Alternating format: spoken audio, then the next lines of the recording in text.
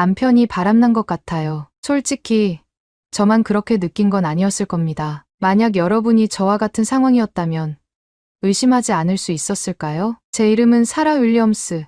올해 35살입니다. 뉴욕 브루클린에서 태어나고 자랐고 대학에서 마케팅을 전공한 뒤 한 중소기업에서 브랜드 매니저로 일했어요. 그러다 대학 시절부터 친구였던 남편 에릭과 연애를 시작했고 7년 전 결혼하면서 회사를 그만두고 전업주부가 되었습니다. 에릭은 저보다 3살 많은 38살.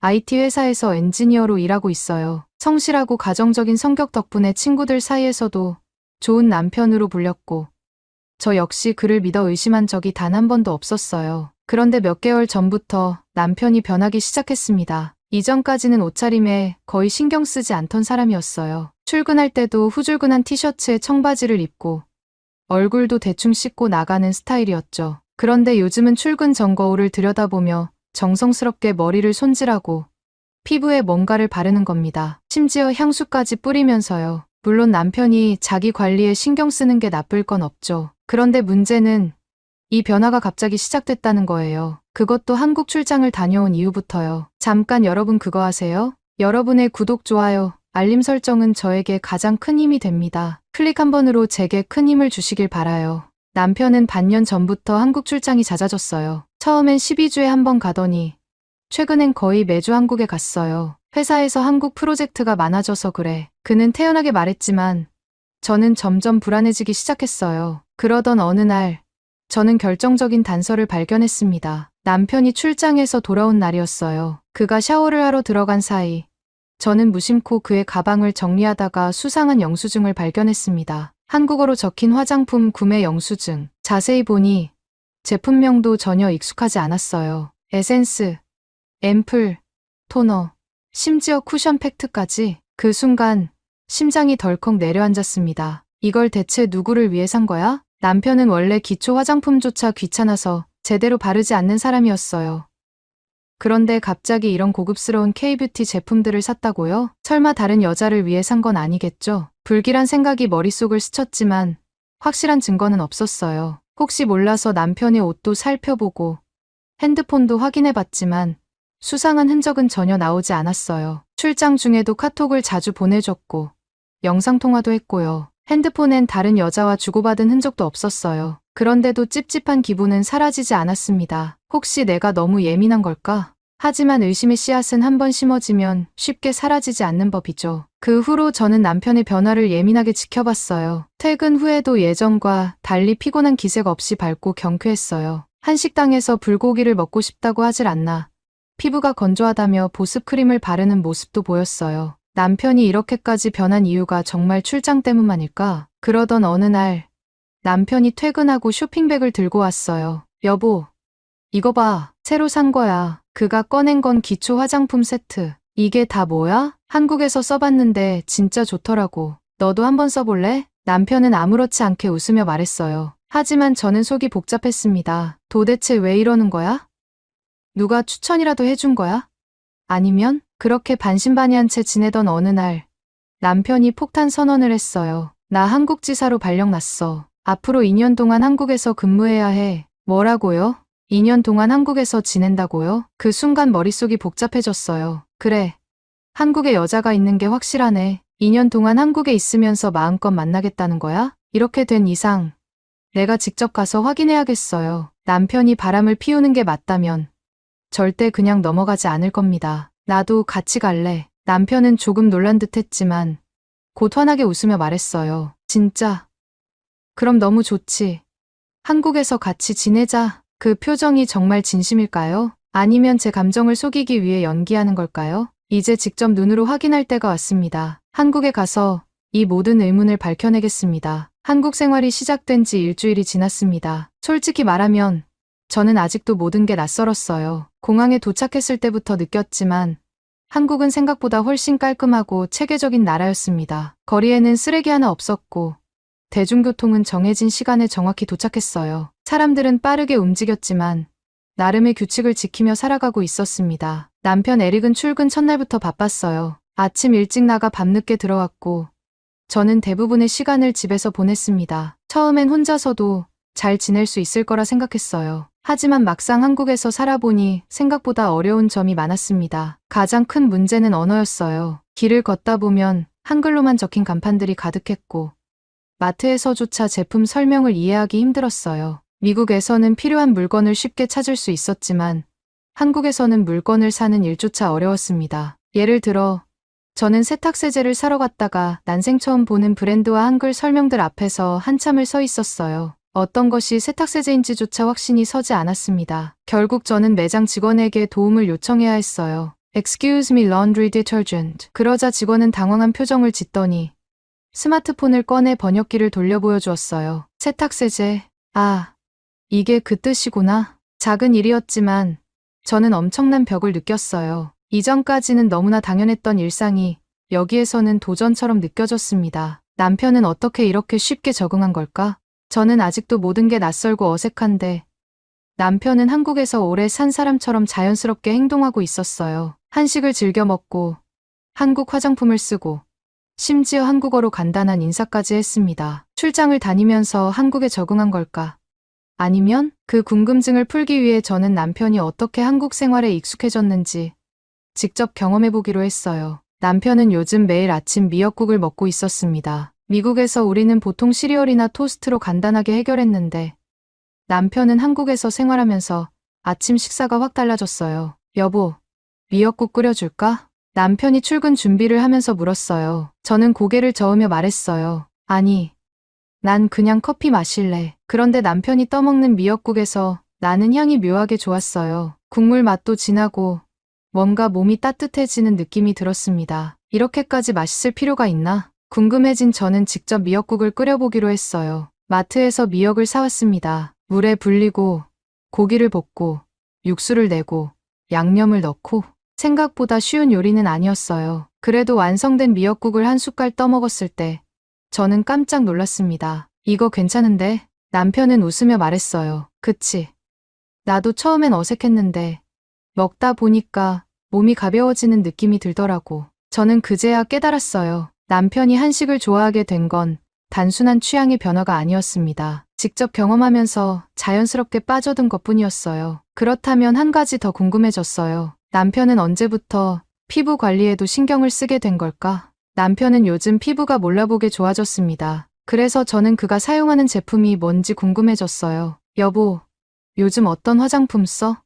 그냥 기초 화장품 몇 개. 한국 오니까 다들 피부 관리하는 거 보고 나도 해봤어. 저는 남편이 쓰는 화장품을 직접 써보기로 했습니다. 스킨, 에센스, 크림. 처음에는 번거롭게 느껴졌지만 바르고 나니 피부가 촉촉해지는 느낌이 들었어요. 어때? 남편이 웃으며 물었습니다. 응, 신기해. 이렇게 바르는 게 효과가 있긴 하네. 남편은 고개를 끄덕였어요. 한국에서는 남자들도 피부 관리하는 게 자연스러워. 회사에서도 다들 자기 관리 열심히 하더라고. 그제야 저는 깨달았습니다. 남편이 변한 건 단순한 유행이나 누군가의 영향을 받은 게 아니었어요. 그저 주변을 보고 배우면서 자연스럽게 몸에 밴 거였죠. 그렇다면 나도 남편처럼 한국 문화를 직접 경험해본다면 조금씩 익숙해질 수 있지 않을까? 그런 생각이 들었습니다. 그동안 남편이 변한 이유를 찾는 데 집중했지만 이제는 저 스스로 한국 생활을 배워보기로 했어요. 그러려면 우선 혼자서도 자유롭게 다닐 수 있어야 했습니다. 그래서 저는 처음으로 남편 없이 혼자 버스를 타보기로 했어요. 미국에서는 주로 자가용을 이용했기 때문에 대중교통을 탈 일이 거의 없었어요. 하지만 한국은 대중교통이 워낙 잘 되어 있다고 하니 직접 경험해보고 싶었죠. 그런데 막상 버스 정류장에 서보니 눈앞에 보이는 한글로 가득한 노선도는 저를 혼란스럽게 만들었습니다. 어디서 타야 하지? 어떤 버스를 타야 하지? 지하철은 그래도 영어 표기가 많아서 조금 쉬웠지만 버스는 저에게 너무 낯설었어요. 그냥 택시를 타고 싶은 마음이 들었지만 여기까지 온 이상 포기하고 싶지 않았어요. 주변을 둘러보며 고민하고 있는데 그때 옆에 서 있던 할머니 한 분이 저를 유심히 보더니 조용히 말을 걸었어요. 어디 가세요? 순간 놀랐어요. 제가 당황한 표정을 짓자 할머니는 미소를 지으며 다시 물어보았어요. 강남역 가요? 아, 네. 강남역 가려면 어떤 버스를 타야 하나요? 그러자 할머니는 친절하게 버스 번호를 알려주며 손짓으로 정류장을 가리켰습니다. 이 버스 타면 돼요. 그렇게 저는 처음으로 혼자 버스를 타는데 성공했어요. 창밖으로 펼쳐지는 서울의 풍경을 보면서 생각했어요. 남편도 처음엔 이렇게 어려웠겠지.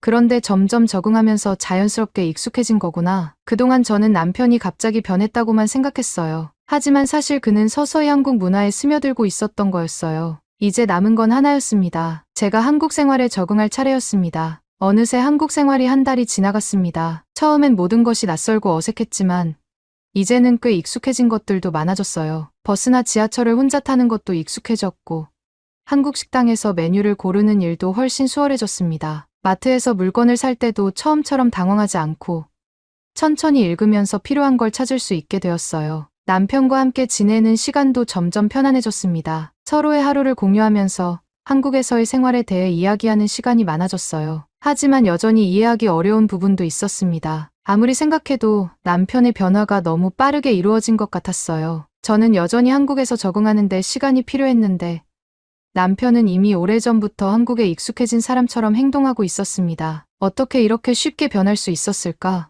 그 의문이 완전히 풀리지 않은 상태에서 저는 또 한 가지 궁금증이 생겼어요. 남편은 도대체 한국에서 어떤 생활을 하고 있는 걸까? 한국에는 아는 사람이 남편밖에 없었기 때문에 시간이 날 때마다 남편과 함께하는 시간이 많아졌어요. 낯선 환경 속에서 적응하는 것도 쉽지 않았지만 다행히 남편이 주말마다 저를 이끌고 한국 곳곳을 함께 다니며 생활에 적응할 수 있도록 도와주었습니다. 미용실, 헬스장, 한식당, 피부관리숍까지 남편이 한국에서 자주 가던 곳들을 저도 함께 경험하게 되었어요. 처음엔 단순히 남편이 좋아하는 것들이 궁금해서 따라간 것이었지만 점점 한국의 라이프 스타일을 직접 체험하는 것이 즐거워지기 시작했어요. 어느 날 남편이 머리를 다듬을 때가 됐다며 미용실을 가자고 했어요. 마침 저도 머리가 너무 길어져 손질이 필요했고 오랜만에 분위기를 바꿔보고 싶었기 때문에 흔쾌히 따라 나섰습니다. 한국의 미용실은 분위기부터 달랐어요. 깔끔하고 세련된 인테리어, 친절한 직원들, 그리고 세심한 서비스까지 어느 것 하나 부족한 것이 없었습니다. 디자이너와 상담을 하면서 제게 어울리는 스타일을 추천받았는데 굉장히 세밀하게 얼굴형과 분위기를 고려해 주는 것이 인상적이었어요. 파마를 하고 싶다고 하자 머릿결 손상까지 고려해 트리트먼트와 함께 진행하는 방법을 추천해 주었고 전체적인 스타일링을 섬세하게 잡아주는 과정이 너무 만족스러웠습니다. 머리를 감겨주면서 두피 마사지를 해주었는데 마사지가 너무 시원해서 감탄이 절로 나왔어요. 머리를 자르고 파마를 마친 후 디자이너가 손질하는 방법까지 자세히 설명해 주었고 결과를 보자마자 저는 너무나 만족스러웠어요. 와, 여보, 한국 미용실 진짜 대박이야. 거울 속에 비친 제 모습이 너무나 마음에 들었습니다. 부드럽게 컬이 들어간 자연스러운 웨이브와 윤기 나는 머릿결이 마치 잡지 속 모델처럼 보였어요. 남편도 머리를 손질하고 나왔는데 그의 모습 또한 한층 세련돼 보였습니다. 미국에서 간단하게 자르고 다듬던 것과는 차원이 다른 스타일링이었어요. 나도 맘에 들어. 한국 미용실은 확실히 디테일이 다르네. 이렇게 미용실에서의 경험은 한국에서의 새로운 변화를 맞이하는 첫걸음이 되었어요. 그 후 저는 남편이 다니는 헬스장도 함께 가보기로 했어요. 평소에 운동을 크게 즐기지 않는 편이었지만 남편이 꾸준히 운동하는 모습을 보며 저도 도전해보고 싶어졌어요. 한국의 헬스장은 기대 이상이었어요. 최신식 운동 장비들이 깔끔하게 정리되어 있었고 시설도 쾌적했습니다. 특히 다양한 프로그램이 준비되어 있어 헬스장 회원으로 등록만 하면 여러 가지 운동을 자유롭게 체험할 수 있는 점이 정말 좋았어요. 처음에는 러닝머신과 가벼운 웨이트 운동부터 시작했지만 시간이 지나면서 요가와 점핑 다이어트 같은 다양한 프로그램도 함께 참여하게 되었어요. 요가는 몸의 균형을 잡아주면서도 정신적으로 안정감을 주었고 점핑 다이어트는 트램펄린 위에서 신나게 뛰면서 유산소 운동을 하는 방식이었는데 생각보다 너무 재미있어서